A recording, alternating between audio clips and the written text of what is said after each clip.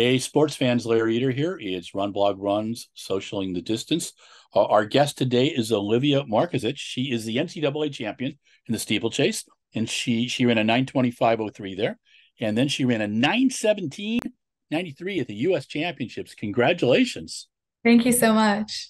And then you just announced an hour ago an NIL deal with On. That's Mhm. pretty awesome. Yeah, it's super exciting. Yeah, it's definitely exciting that athletes are able to work with a brand in college and get paid. So it's super cool that I'm able to participate in that. hmm Now, Yeah. explain to our readers how that will work. So, in non-collegiate races, do you wear the on jersey when you compete, or how does that work? Or is that Yeah. So I'm still going to be representing Notre Dame, but even throughout my seasons with Notre Dame, I'll be wearing the on spikes and training in the on shoes. okay? And then for any meet where Notre Dame flies me out there and pays for the expenses, then I'll be representing Notre Dame in the Notre Dame jersey. So I don't know if I'll ever race in the on jersey, but I'll be wearing their spikes and they're sponsoring me to train in their shoes and race in their shoes. Cool, cool. Is it premature to say that you may look at training with the on training groups It's down the road? it's definitely a possibility. I'm still allowed to visit other teams and consider other options. So, I mean, I still have a year before I'm gonna consider or sign a pro contract. So I'm definitely gonna look at other options and just make sure I make the right decision down the road. Have you wanted to explore being a pro athlete for some time? This is actually very new for me. I never really considered going pro until this year, and quite frankly, this outdoor track season. I always kind of had in my mind, like, oh, I'll just, do as well as I can in the NCAA and then apply for normal jobs once I get to my fifth year and then enter the workforce. And it was really the USA Championships where I kind of realized that being a professional runner is in the cards for me, and it seems like a really exciting opportunity. So now I'm definitely considering it a lot more seriously. Tell me about the NCAA steeplechase championship. Were you surprised about how that race went? Was it the way you and your coach had kind of talked about it? Yeah, we went in knowing I had a chance of winning. I don't like going in kind of with the mindset of like I'm gonna win this, like I have to win this because then it can be really disappointing if you don't win it. And I always just want to try to go out there and do my best. And I can only control what I can control. I can't control how other people are going to perform on the day. So Sure. I always just go out there with the mindset to compete as hard as I can and leave it out all out there on the track. I definitely knew I had a shot at winning, but Greta had the fastest PR going into the race, so I knew she would be a tough competitor. And so my mindset going into that race was to just stick on Greta. She usually takes it out hard, takes it out fast. So, and she also runs super even splits, which is really nice in a race.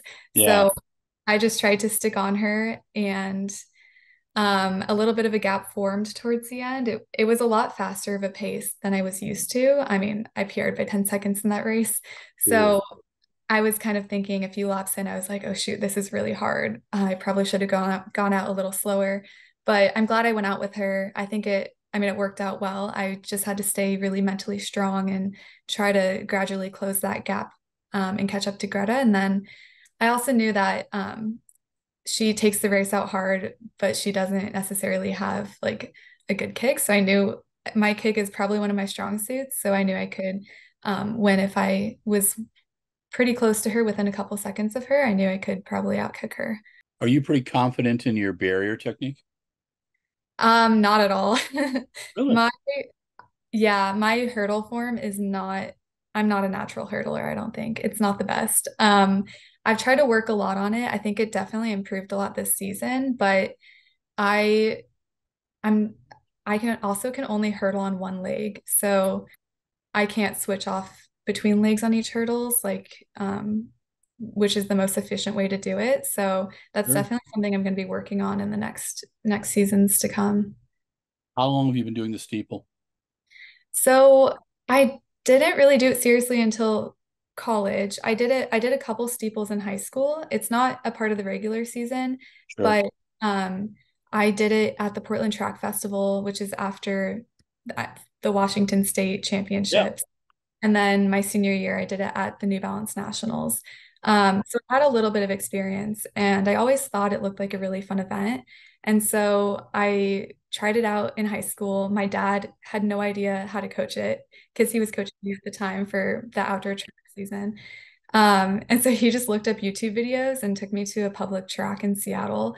And he arranged the barrier in front of the sand pit and just told me to jump off the barrier into the sand pit and just tried to mimic the YouTube videos. And that's Cool. about it. Yeah. Yeah, that's how I taught my steeplers. Is I put the barrier on the long jump pit. It's the Yeah. scary when you're just starting out. What's the toughest part of the steeplechase for you? It's just so mentally taxing. You have to be so focused the entire time, trying to, focus on the next barrier. You can't really zone out and just try to like stick on the person in front of you like you can in any other race. You really have to stay mentally engaged. And if you start dying in a steeple, it's a slow, painful death. It's much worse than any other flat race, because your legs are just so much more fatigued from all the hurdling. So it definitely is something to get used to. The first hurdle of every season is always a little bit of a shock to the system. The U.S. Championships. Take us through that race. What were you happy with at that race, and what did you learn from that race? Yeah, so starting with the prelims, I knew that I could advance with a big Q. That was my goal going into the prelims, just stay in the front of the pack and try to be comfortable and relaxed and don't get stressed out. And so then I think there were like four of us in that lead pack who ended up advancing together. So that was really nice. And then going into the final, I surprisingly was not nervous at all, which is shocking. I was just like, there's nothing to lose. I'm just gonna, go out there and compete and stick my nose in it and see what I can do. So I went out pretty hard. I ended up taking it out. I was like leading the very beginning part of the race, which was a little bit scary, but then I was just able to stick on the front leaders. And then when they made a move, I kind of dropped back a little bit, but I just knew like I was just going to leave it out on the track and not just get discouraged and just see what I could do. And I ended up running a lot faster than I thought I would. So that was a really nice surprise. You've improved 18 seconds between the NC championships and the U.S. champs. That's pretty impressive. Thank you. Um, what do you? Is there is there other events that you're interested in track and field? You've Oh run a yeah.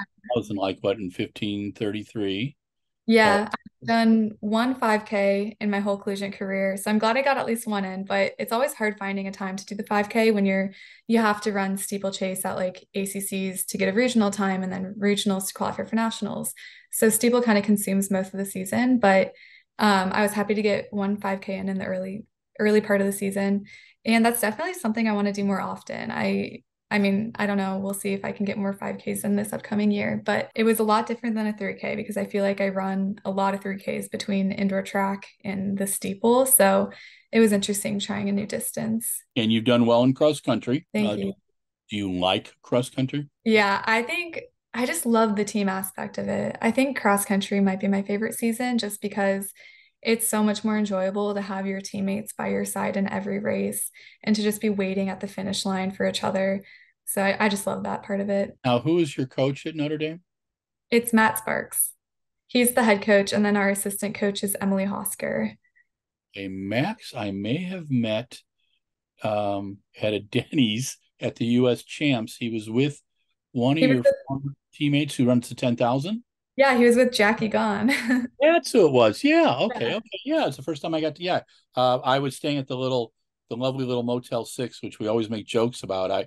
The last one I was at in was Heroin Alley. So this one's a little step up, but Oh, wow. so I work at the Denny's at night, and he was in there, and right Jackie after her 10. So very enthusiastic. I liked his attitude. And now, did he coach you all during your college career? Yeah, he's been there my whole time. Yeah, he's a great coach. I think he's done a really good job. Now, did you redshirt a year? No, I didn't. So my fifth year is just from the COVID season that got Okay. canceled.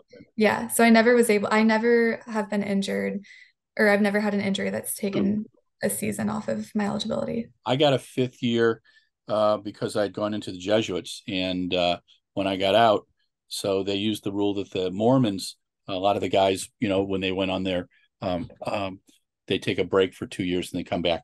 So my AD said, "Hey, if it can work for the Mormons, it can work for the Catholics." So I got a fifth year, which was kind of Oh, fun, wow. Yeah, but that's awesome. kind of enjoyed it. So your twin sister is coming to school with Yeah. you. Are you pretty excited? Yeah, I'm super excited. We've definitely missed each other these past 4 years, so it's going to be great having her as a teammate again. I have a twin sister and one born on their first birthday, No and way. they tried to. They went to college 1 year separate, and then they went to college the rest of the time together. And I know that's a very special relationship. Did you both? You ran in high school together? Yeah, so we ran in high school. Our high school was super small. Our cross country team was like, we barely had enough people to make a full cross country roster. Um, so it was pretty much just the two of us as training partners. We would run with some of the guys too, which was really nice. But yeah, we definitely we have been so supportive of each other. We're the best training partners. It's been like it was so fun in high school just being able to support each other in every workout. And so I'm super excited to be able to have that in college now for our last year. Cool. Now, have you finished your bachelor's? Are you working on a graduate degree? Yeah, so my I finished my undergrad degree in marketing and then I got a minor in studio art for fun. Very Um, cool. and then I'm doing a master's in business analytics. Nice. Yeah, I Yeah. have a degree in painting and as No well way. as history, and really enjoyed it. It was great, kind of a therapy for running and stuff too. I think kind of like. Yeah, definitely. It's a nice creative outlet. I took the main part of my studio art minor was ceramics. So I did 3 semesters of ceramics. Nice, very Yeah. cool.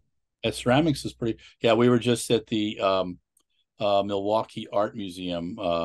My girlfriend's granddaughter is living with us, and we went up. She went to see a Paramore concert, and then we hung out with her in the gallery. And they had a great new ceramics display, which Oh was wow. which I kind of dug. You're talking about being an elite athlete. Want to talk about a few things. What was the biggest change for you from high school to college? I mean, it's definitely a huge jump in the intensity of training. My high school training, I think I was like pretty underdeveloped, which I think is a good thing actually, like for high school, because you just want to make sure you're having fun with the sport. You want to make sure you're staying healthy in high school. That's the most important part.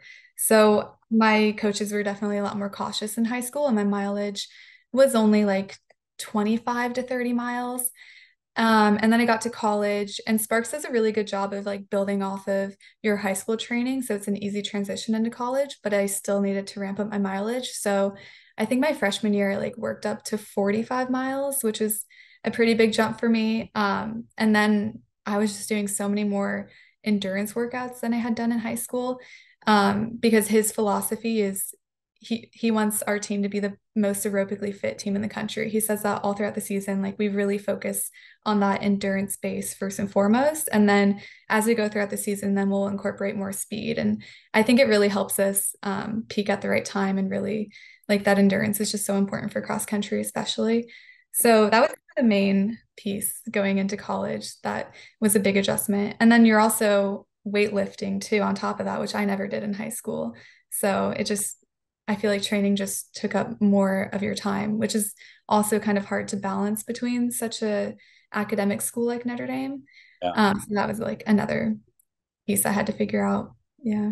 Was that difficult? It was. I mean, I think it's going to be difficult at any school you go to just because, I mean, high school to college is such a change for anyone. But Notre Dame really does have a lot of great resources to help you academically. We have, as freshmen, you have mandatory study hall hours, which are like 3 days a week. And they have tutors there that you can just go see. So it's a great time to just get all your homework done. And all your friends are doing it too. Like all your teammates are there too. So you're not missing out on hanging out with people, and you just get to meet with tutors. And that was it was a really important part of freshman year just to build good study habits. Weight training. Do you like weight training? I actually do. Yeah. I think it's nice to be able to do something that's not running that still helps your running career.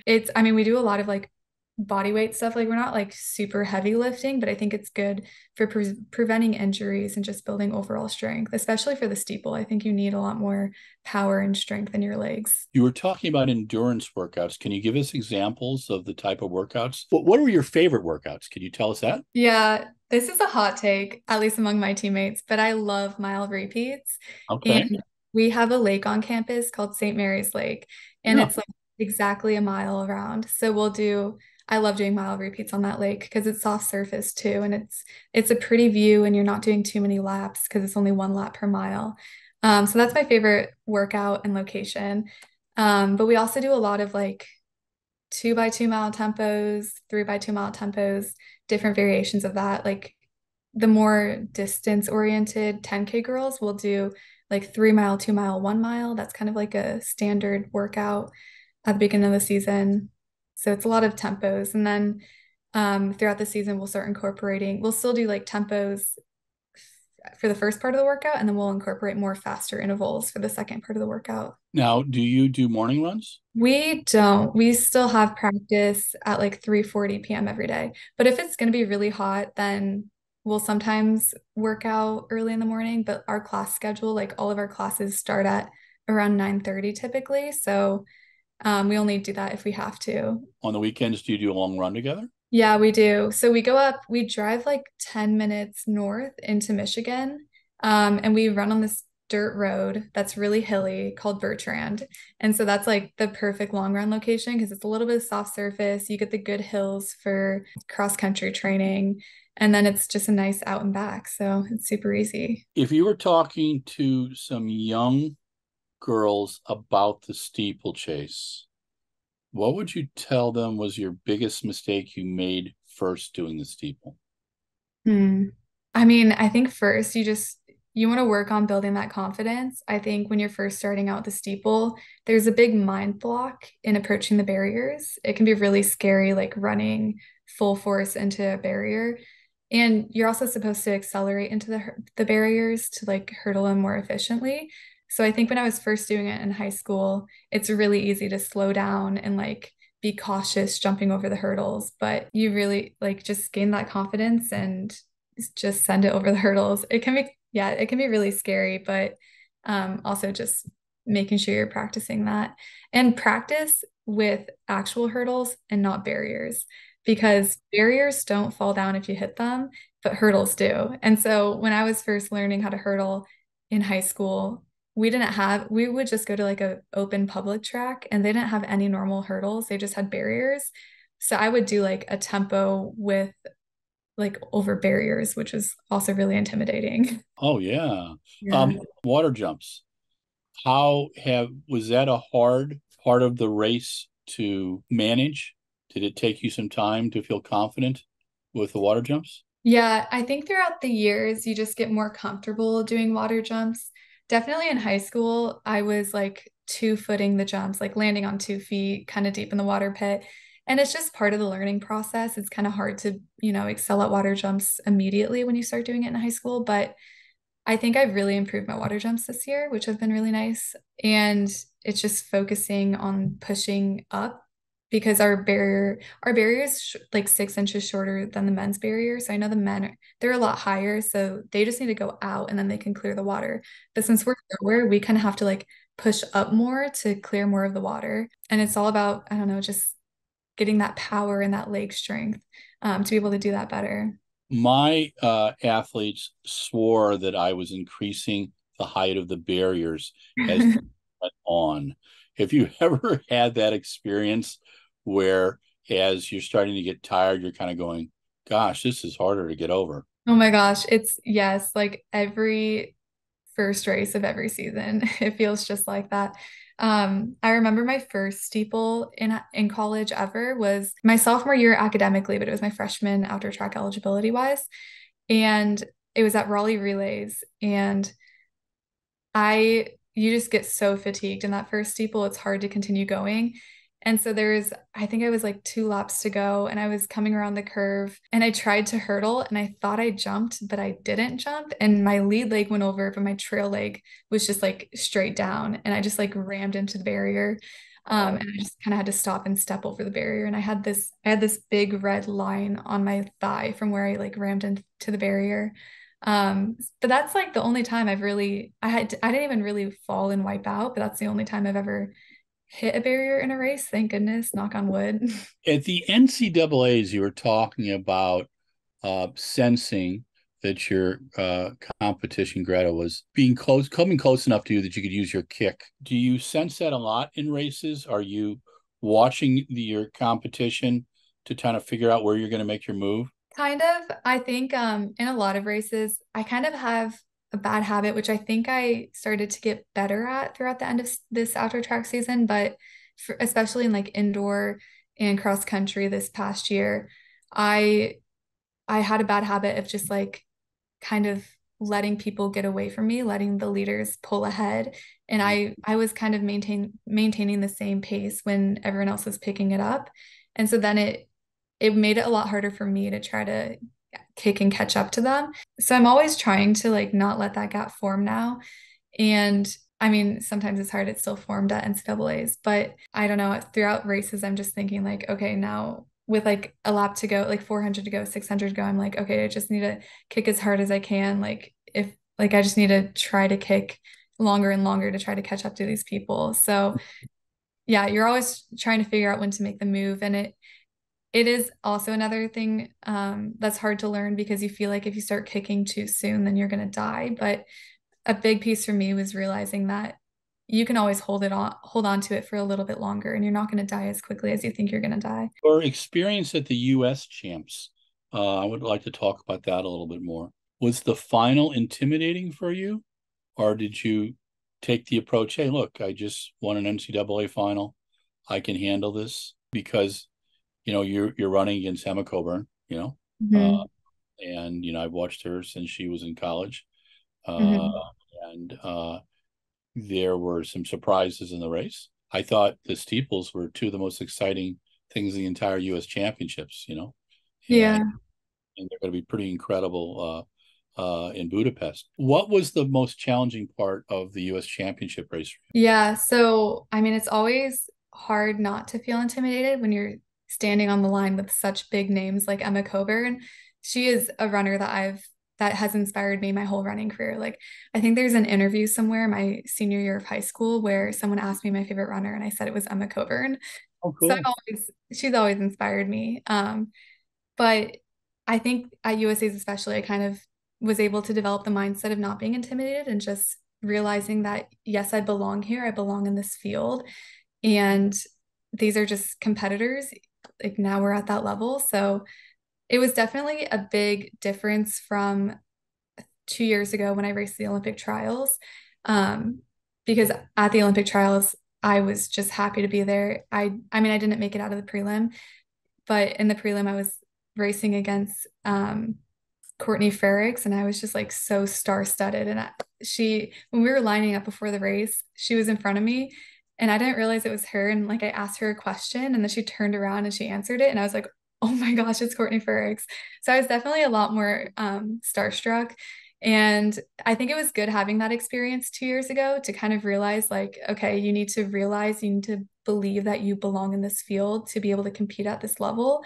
And so I think that really helped me be able to go into USA's really with the mindset that, yes, I belong here. The new contract you just signed, the NIL, had you spent time with the on running people to discuss opportunity, or was it a phone call, or can you discuss that? Yeah, I met a couple of them, and my former teammate Yared runs for On, so Yeah. I I called him up one day to talk more about it, and I was talking with Kevin, who he works with all the independent On contracts, so he was kind of my main source of conversation. But yeah, I learned a little bit about the team. I also talked to Courtney Wayment just very briefly at USA's. We ended up accidentally sitting next to each other watching the races on the last day of competition. But yeah, so it's just been talking a little bit with them about it and then really testing out the products and seeing if I liked it. Yeah, I like the Cloud Monster. I think it's I'm quite impressed with that shoe. Uh, Yeah. Done a great job with it, and I've seen their spikes.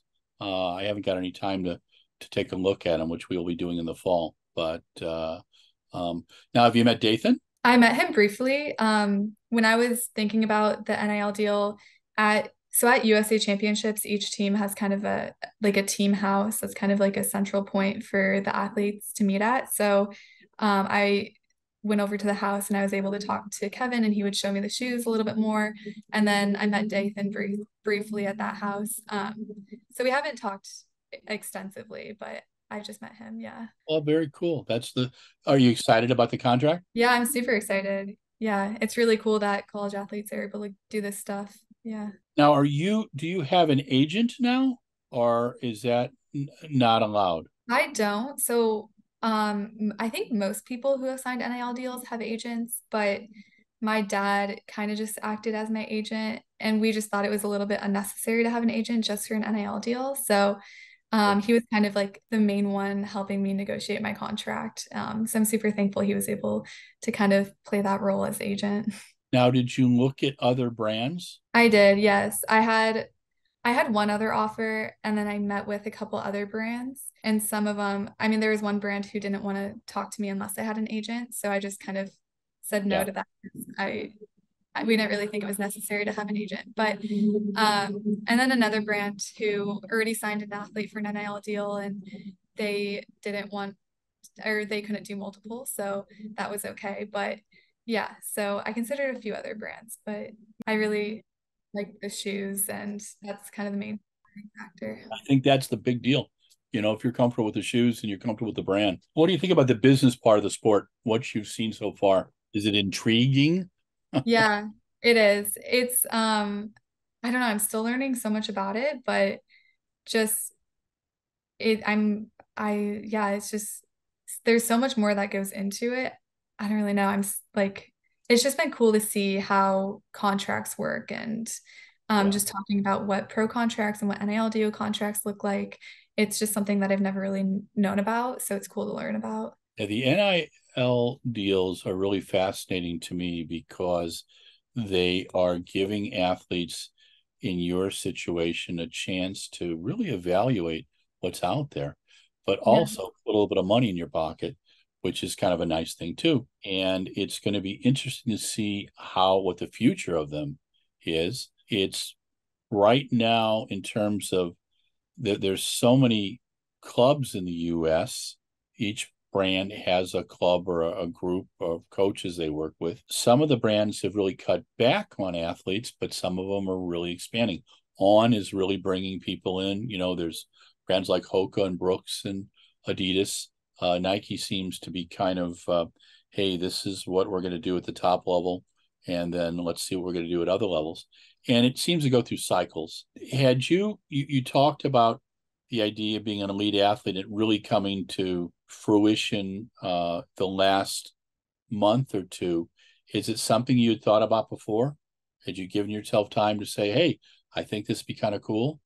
Or was it kind of this has come very quickly? Yeah, it's definitely come very quickly. I had that thought that I could maybe go pro in the back of my mind, mainly because my coach the past couple of years would kind of make little comments or make jokes about like, oh, when you're pro, blah blah blah blah.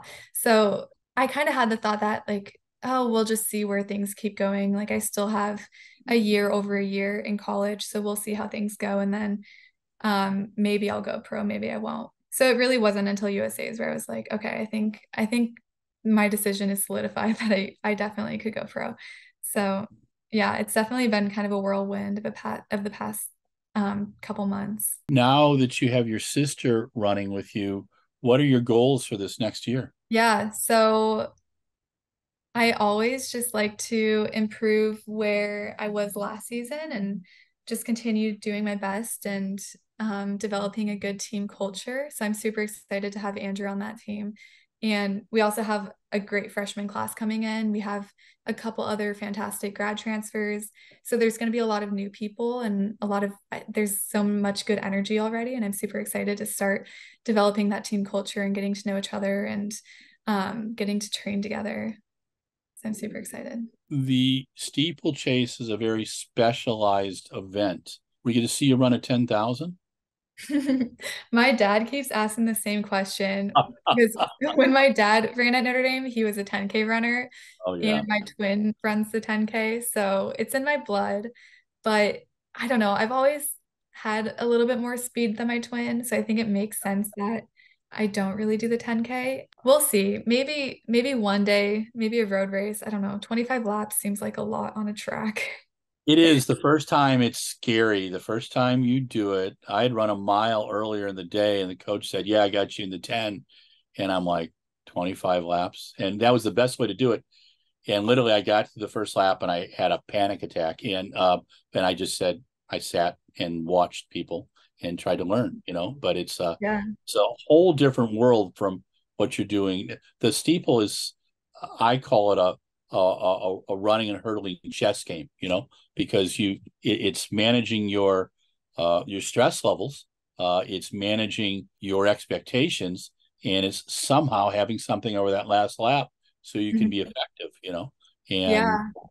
will you watch the World Championships in Budapest in a few weeks? I'll definitely be watching on the TV. My parents are actually going to be there in person because they're doing a little vacation. But Nice. yeah, super exciting. I'll watch it. I'm excited to watch it. Yeah. Yeah, this will be my 15th World Champs that I'll have covered, and then I do stuff for the blog, but I do stuff for BBC Radio too. So it should be a lot of fun. So and the steeples are going to be both are going to be pretty tremendous.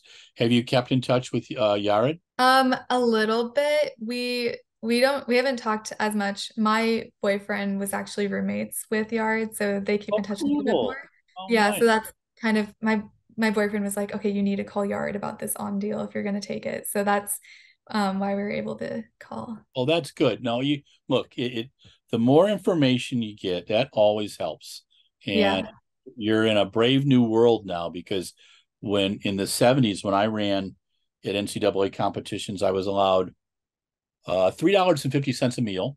And I got written up as a coach for spending $1.17 on iced tea for one of my kids, taking him to the not the cafeteria, but to like the little coffee shop. And since the cafeteria was open, I had violated an NCAA rule, and I got written up. Yeah, That's so crazy. Wow. yeah, and it was just so very different, world. And I think it's becoming a little healthier now because you're representing your school. The getting a good education. Notre Dame's a wonderful school. Very Mhm. lucky with that too. And so, what was the reception at Notre Dame when you won the title? It was super exciting. I had several professors email me, which was really cool because I mean the professors actually I think it's special at Notre Dame where they care about what you're doing outside of the classroom, and so Yeah. they're actually watching that stuff and keeping track of it, which is really cool. There's a famous priest at Notre Dame called Monk Malloy. So he sent me a letter, which was really cool because my dad was very excited about that. He was like, Monk Malloy sent you a letter? That's insane. Um, yeah, so it's definitely been exciting. Yeah, my all my Now, team super you've met supportive. Joe Piane, haven't you? I have, yes.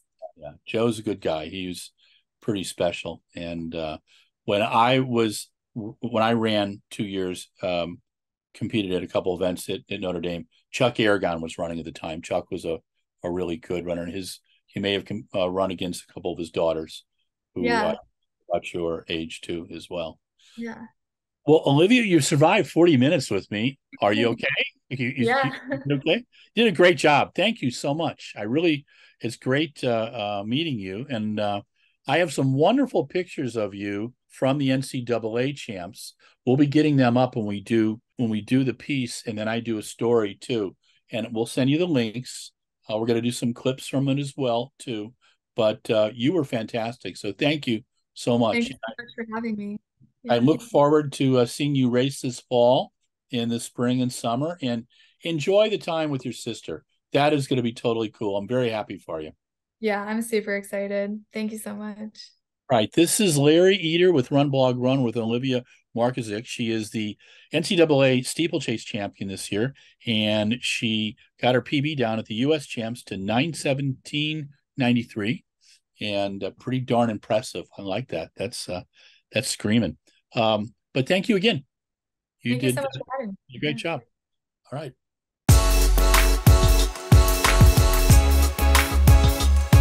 Hey, sports fans, Larry Eder here. This is the epilogue to Socialing the Distance. We were with Olivia Markezich. She's the NCAA champion in the steeplechase, and she finished fourth in the U.S. championships this year, taking her PB down. Well, before the NCAAs, I think she had a PB of 9:35. She ran 9:25 at the NCs and a 9:17.93 at the U.S. champs. She is in the hunt for Paris 2024, most definitely. And but she's got an extra year of eligibility. She'll be running again at the University of Notre Dame, and her twin sister Andrea will be running with her. What did I learn? A very thoughtful young woman, keen analysis of her event, a competitor, and I think she's going to go far. I think we're going to see her around for many years. She was a fun interview. I hope you enjoy her, and I look forward to seeing her run this fall. She's a very fine cross country runner. She's just run one 5K at 15:33. I think then 9:17 she could run 15:15, 15:20. And I teased her about the 10,000, which is what her sister Andrea ran, and her dad too. So it'll be interesting to see if she tries that event out. But steeplers are some of the toughest competitors in track and field, and the best steeplers compete over from the mile, actually from the 800 to the 5,000 or 10,000. Doug Brown did it. Bronislaw Malinowski, the Olympic champion, Olympic silver medalist, did it. And it'll be fun to see where Olivia's career goes. But thanks to Shane O'Flaherty, an athlete that I coached at Bellarmine Prep with Terry Ward and recommended to go to Notre Dame for providing the introduction. He ran with Olivia's dad, Ron. And I believe Ron was a 10,000 meter runner at Notre Dame as well, under the watchful eyes of one of the people that I worship, Joe Piana. And so this is Socialing the Distance. This is the epilogue. Thanks to Mike Deering on all his production and patience with me, trying to get me to buy a ring light and all those kind of things, which I think I'm going to do right after this, if he sends me a link. So we'll get that going. Talk to you soon.